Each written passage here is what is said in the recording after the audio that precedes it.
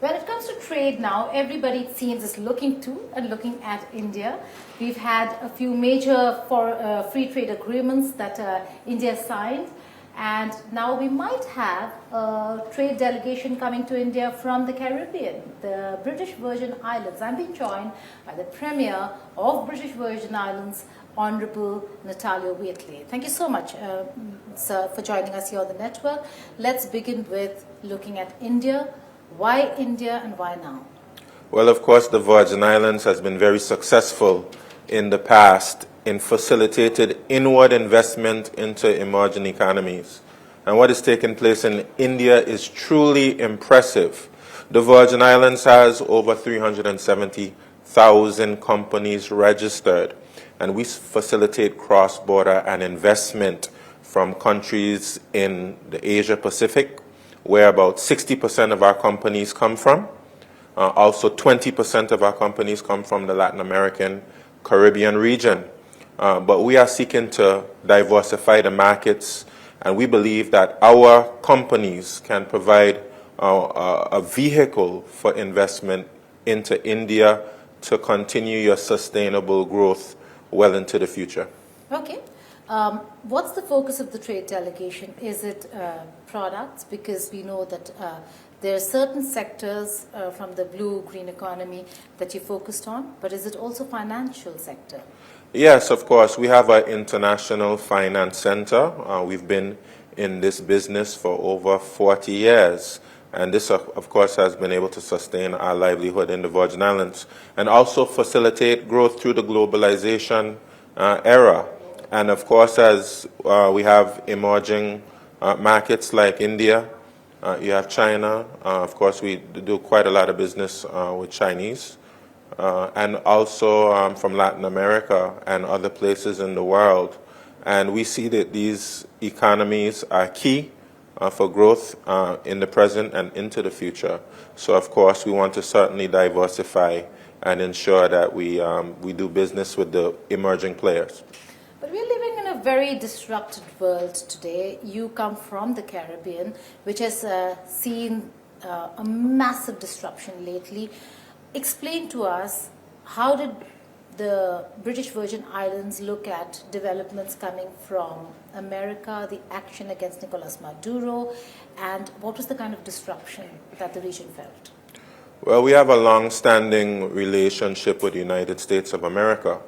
We're neighbors to the United States Virgin Islands, which is a territory of the United Kingdom, and we pass freely between the United States Virgin Islands and the British Virgin Islands. We're 60 miles southeast of Puerto Rico, and of course quite a number of our citizens are actually born in Puerto Rico and the United States Virgin Islands, so quite a number of our citizens have U.S. citizenship and U.S. passports. You know, we go to the United States to go to school. Quite a number of our students go to the United States for educational purposes, for medical purposes, and over 90% of our tourism comes from the United States of America. So, of course, we are interested in America being stable, America that's economically strong, but also we want to see a region, of course, where we have peace and stability. That is extremely important for us in the Virgin Islands. When we had the disruption due to Nicolas Maduro being removed from Venezuela, just that one day alone froze our aviation sector. The airspace was closed, and no tourists could leave the island and no tourists can come into the island, as well as our own residents. So it was extremely disruptive. And we've noticed, of course, a military buildup in our neighbors next door, in the United States Virgin Islands, also Puerto Rico. And of course, we support peace in the region. It's important for all of us. And of course, we want to see our neighbors, including Venezuela, have democratically elected governments, that reflect the will of the people. But does it also put to question the issue of sovereignty, that a country's sovereignty cannot be violated just because a particular country or a particular bloc or a particular set of nations do not like a leader? Well, we are committed to international law. The BVI itself is not sovereign. Since probably about the 1950s or so, we have been fighting to reclaim some level of sovereignty. In 1950, which we just celebrated actually, we had the restoration of our legislative council, where we have our own people being able to be elected to office. In the 1960s, we got our own ministerial form of government. In the 1970s, we had our own Minister of Finance, and we haven't had any granting aid from the United Kingdom since the 1970s. We've been completely independent financially. So we're very sensitive to the issue of sovereignty. We know how it feels not to have sovereignty, and we know what it means when you get your sovereignty, what it can do for you. So certainly we support all nations all over the world, as the way that the United Nations mandates for us to have the ability to have our own sovereignty, which is something that the BVI certainly is striving towards. Premier Wheatley, you have good ties not just with the United States, but also with Venezuela and Cuba. In a scenario where we are looking at President Trump focused on Venezuela and next maybe Cuba, how are you reading the situation? Because that could really impact BVI in a way that you do business, you have doctors coming in from Cuba. How will that be impacted? Well, certainly Cuba has made a sterling contribution to the region, especially as it pertains to persons and medical professionals who populate the region, our medical facilities, including the Virgin Islands. And we don't want to see instability in Cuba, of course. We've seen what has happened with the instability in Haiti.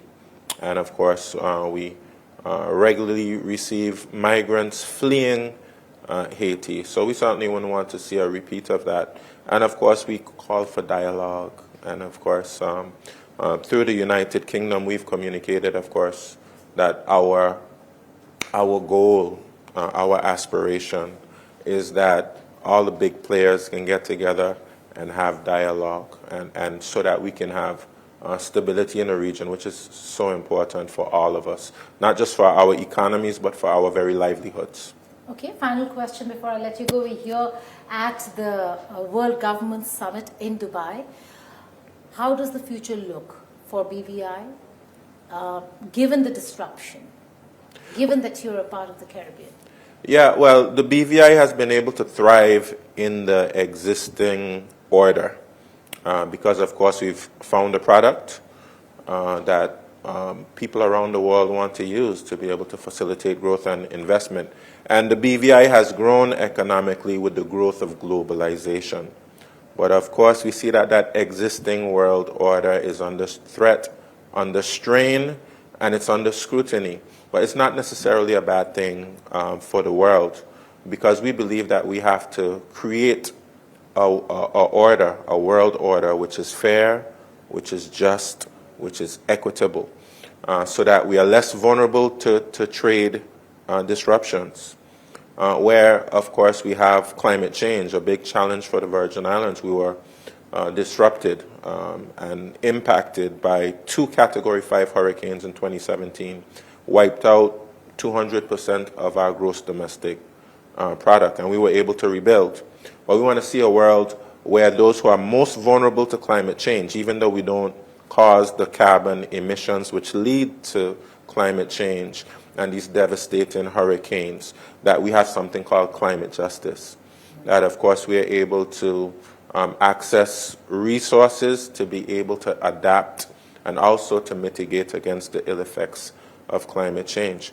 And we just want fairness across the board, that the rules, the international law is respected by all of the players in the world. And this is the type of world we're looking at. And we believe that the World Government Summit has been extremely important. I think the United Arab Emirates has shown great leadership in bringing the world together to have these discussions in a way that's different from other places who have these kind of discussions, Davos, etc., where people like the BVI have a voice in these type of summits. And we want to make sure that people around the world have a voice, regardless of how small you are, and regardless of how some people regard you in the world. You know, we have a voice, and we want that voice to be heard, and it has been heard here at the World Government Summit, and for that we're extremely grateful. A voice that wants to be heard on climate justice, fairness, and equity. Premier Natalio Wheatley, thank you so much for joining us here. Thank you so much. I appreciate the opportunity.